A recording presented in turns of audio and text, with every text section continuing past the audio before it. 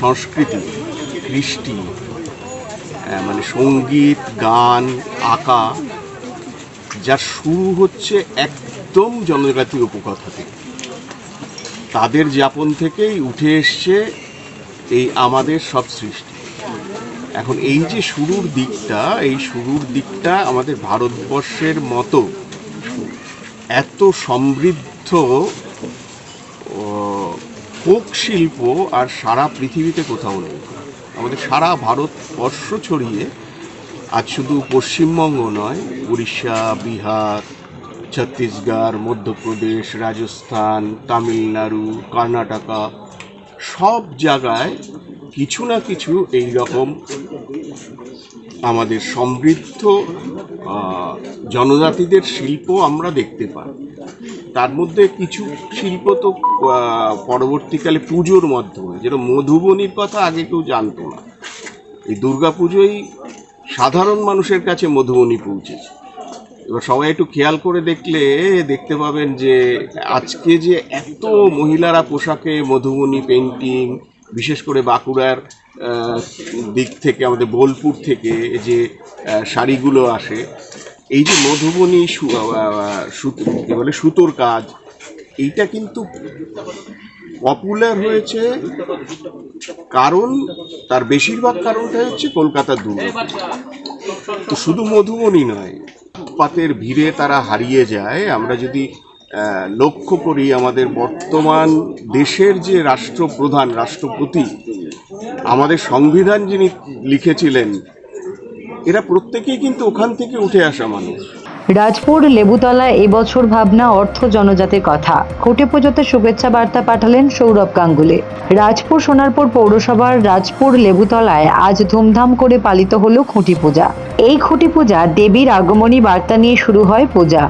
এই পূজার শুভেচ্ছা বার্তা পাঠালেন দাদা বলতে গেলে দাদাগিরির দাদা সৌরভ গাঙ্গুলি। এই আমন্ত্রণ বার্তা পেয়ে উৎসাহিত পূজা উদ্যোক্তারা।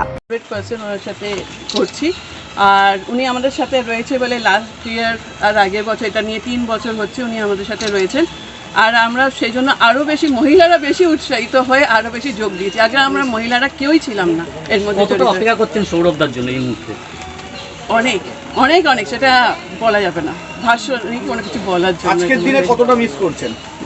আজকের দিনে তো অনেকই মিস করছি, বিকজ এভরি মোমেন্ট আছে, উনি আমাদের সাথে আছেন, অবভিয়াসলি ব্যাক উঠে আছেন, আর উনি আসবেন ডেফিনেটলি। আর তাদের এই বছরই অভিনব ভাবনা অর্থ জনজাতির কথা বলতে সমস্ত পশ্চিমবঙ্গের নয়, সমগ্র ভারতবর্ষের আগে উপজাতির কথা ও সুন্দরবনের বাঘের হাতে নিহত মৎস্যজীবীদের কথা উল্লেখ করা হয়েছে। মৎস্যজীবীদের পরিবারের দুর্দশার কথা চিন্তা করে শহরতলির বুকে ফুটিয়ে উঠবে যে সমস্ত ভারতবর্ষের উপজাতির ও সুন্দরবনের জনজাতির কথা। এবছরে 23তম বর্ষ পদার্পণ করতে চলেছে রাজপুর লেবুতলা প্রতিমার পদ্মশ্রী সনাতন রুদ্রপাল, ভাবনা রূপক বসু। রাজপুর লেবুতলা পূজা উদ্যোক্তারা বলেন, বিগত 2 বছর সৌরভ গাঙ্গুলির হাত ধরে পূজাটি শুরু হয়েছে। পুজোর প্রথম থেকে শেষ পর্যন্ত সৌরভ গঙ্গোপাধ্যায় পর্যবেক্ষণ করেছেন। এই বছরে বেশ কিছু চমক আছে। তাছাড়াও সবচেয়ে বড় ভাবনা হচ্ছে খুঁটি পূজার উপলক্ষে মৎস্যজীবীর পরিবার বা মৎস্যজীবীরা তারা অংশগ্রহণ করেছে, তাদের হাত দিয়ে খুঁটি পূজার উদ্বোধন করা হবে, যা আগামী দিনের মানুষের কাছে বার্তা দেওয়া যাবে। মৎস্যজীবীরা জলে কুমির, ডাঙায় বাঘের সঙ্গে লড়াই করেও মানুষের পাশে থাকতে পারে, তারাও আনন্দ উপভোগ করতে পারে, সবার সাথে অঙ্গীকারবদ্ধ হতে পারে। সবটা এই মুহূর্তে আমরা বলছি না, কিছুটা বাকি থাকুক, আগামী দিনে পুজোর সাথে সময়ের সাথে সাথে সবটা নিয়ে আসবো। দ্বিতীয় কথা, আমাদের যে প্রধান এবারের যে উপজাতি, এই যে উপজাতি, তাদের নিয়ে কাজ করা, এই ট্রাইবাল মুভমেন্টকে নিয়ে এবার কাজ করছেন স্বনামধন্য শিল্পী রূপকবাবু রয়েছেন এখানে, রূপক বসু। একটু পরে আপনার ওনার সাথেও কথা বলতে পারবেন। এবং উনি ফাইনালি এই সাবজেক্টটাকে বেছে নিয়েছেন কারণ আমাদের দক্ষিণ 24 পরগনার অন্যতম একটা প্রধান অংশ হলো সুন্দরবন। সুন্দরবনের মানুষের পাশে দাঁড়ানোর ক্ষেত্রে এখানে অমল নায়েক রয়েছেন, দীর্ঘদিন ধরে পুরো জীবন উনি কাজ করে চলেছেন। পশ্চিমবঙ্গের অমলদাকে আমি একটু ডেকে নেব এখানে।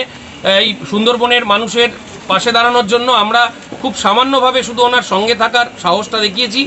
সেই জায়গা থেকে এই সুন্দরবনের যে জনজাতি যারা বেসিক্যালি টাইগার ভিকটিম, তারা আজকে কিছু মানুষ আমাদের সাথে এসছে।